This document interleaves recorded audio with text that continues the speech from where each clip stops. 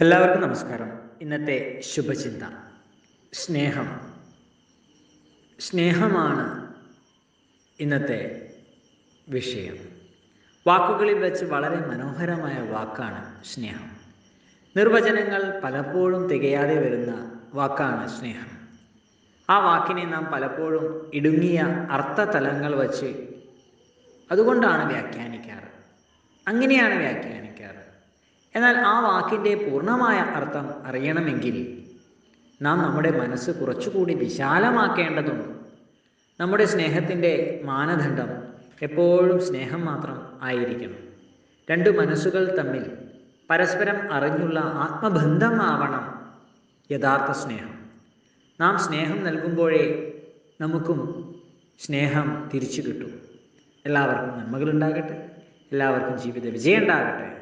എല്ലാവർക്കും നിറഞ്ഞ സ്നേഹം ഉണ്ടാകട്ടെ. നന്ദി, നമസ്കാരം.